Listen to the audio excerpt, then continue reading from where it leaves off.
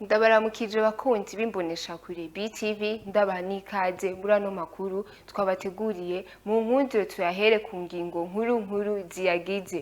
Urwaruka rugera ku majana 4 ruriko rukurikiranwa mu kigo c'urwaruka Centre Jeune Kamenge ruriko ruhungukira byinshi, nayo abagwizambuto bamenyesha ko bafise ikibazo c'uburyo. Ido nido nandi twabateguriye ni mu kanya.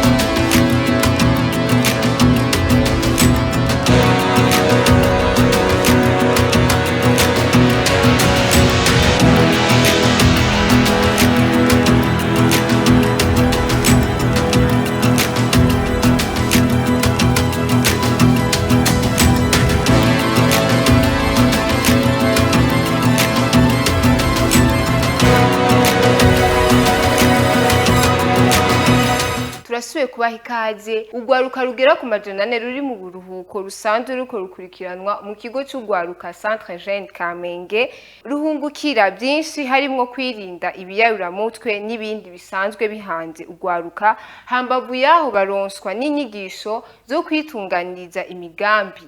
Bivugwa na Blaise Pascal Haringanji akurikirana urwo rwaruka. Ni inkuru dushikirizwa na Aime Manirakiza. Kubwa Blaise Pascal Haringanji akurikirana urwaruka ruri mu buruhuko mu kigo c'urwaruka co mu Kamenge. Urwo rwaruka ruhungukira vyinshi harimo kwirinda ibiyayuramutwe, ubusambanyi bisanzwe bihanze urwaruka muri kino gihe.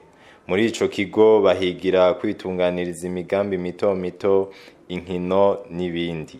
Ibikorwa no kwegeranya urwaruka ruri mu buruhuko kugira ngo dushobore kubafasha baronke aho bahurira, bamenyane, basangira ibikorwa, bongere baronswe n'inyigisho kandi tubakingire muri iyo minsi tumarana turi kumwe ngaha, tubakingire kuba batwagwa n'izindi ngeso zitari nziza mu gihe bataba bariko baraja kwishura.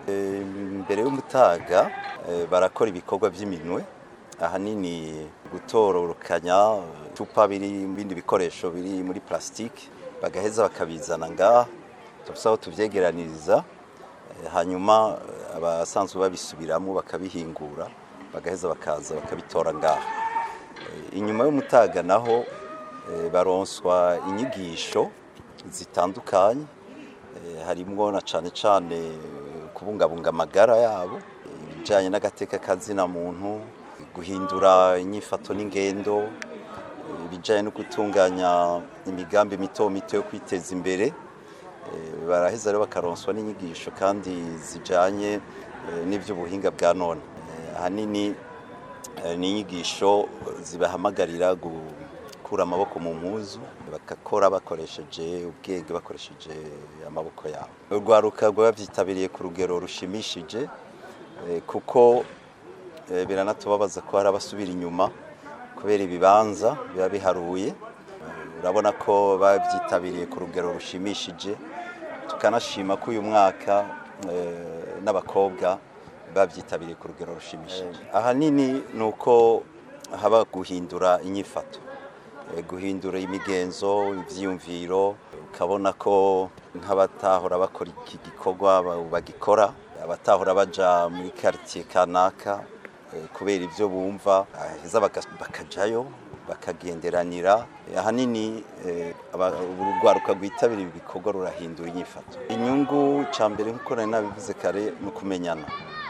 Bugiye abantu bamenyanye baraja hamwe. Turamaze kubona rero ko baheza bakagira udushira hamwe duto duto bataravye amazone bavamwo canke ubugenzi bari basanzwe bafitaniye, ariko bafatiye kuco bahuriyeko nk'umugambi bashobora kurangurira hamwe. Baragira amagroupe WhatsApp bakaguma bayaga bagenderanira. Ico nico tubona baheza bakunguka no kuja hamwe no gukorera hamwe biheza bikabafasha no mu misi ikurikira mu buzima bwabo.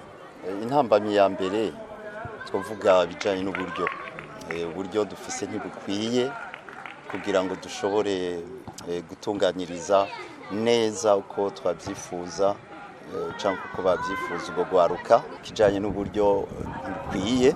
Blaise Pascal Haringanji abandanya avuga ko intambamyi zitabuze zivuye kwicikagurika ry'umuyaga nkuba, ariko kandi hari intambamyi zijanye n'umuyaga nkuba ucika kenshi muri kino gihe cyo kubaronsa inyigisho biratugora kuko bisaba gukoresha moteri nayo ikoresha ibitoro byinshi. Izo nizo ntambamyi nyamukuru duhura nazo. Izindi ntambamyi zo aba bana inguvu bakoresha hari aho dushika tugasanga bisaba izindi nguvu. Akamo dutera urwaruka nuko abaza muri izi nyigisho bozifata bakazishira ku muzirikanyi ko zizobafasha. Abataza nabo barahomba. Twobahamagarira kuza mu nyigisho mwenizi zitunganywa n'iki kigo canke n'ahandi batunganya inyigisho nk'izi bakazitabira, kuko no guhindura activité baja kw'ishure ubu baraje muri ivyo bikorwa by'uburuhuko biraheza bikabafasha. Menya ko muri ico kigo hari abana bangana 400. Uko umwaka utashe umunsi wa gatanu wa mbere w'ukwezi kwa Myandagaro harahimbazwa umunsi mpuzamakungu wahariwe inzoga, Journée Internationale de la Bière. Uwo munsi watanguriye guhimbazwa mu mwaka w'2007 muri leta ya California muri leta zunze ubumwe za Amerika. Nk'uko OMS ibivuga, inzoga zirafitaniye isano n'indwara zirenga 200 harimwo izifata umutima, igitigu n'indwara zimwe za cancer. Kurikira Elvis Munyaneza. Uko umwaka utashe ku munsi wa gatanu wa mbere w'ukwezi kwa Myandagaro harahimbazwa umunsi mpuzamakungu wahariwe inzoga. Uwo munsi watangujwe mu mwaka w'2007 muri leta ya California muri leta zunze ubumwe za Amerika. Uko imyaka yagiye irahera, ibihugu vyinshi navyo byaratanguye kuwuhimbaza.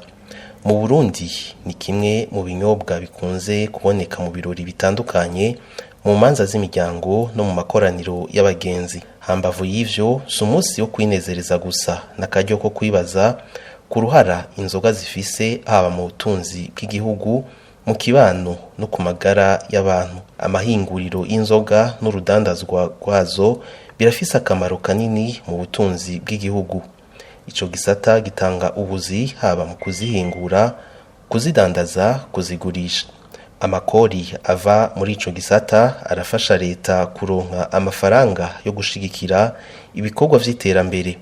Abaganga n'abandi bahinga mu vy'amagara y'abantu bavuga ko kunywa inzoga bikwiye gukorwa ku rugero.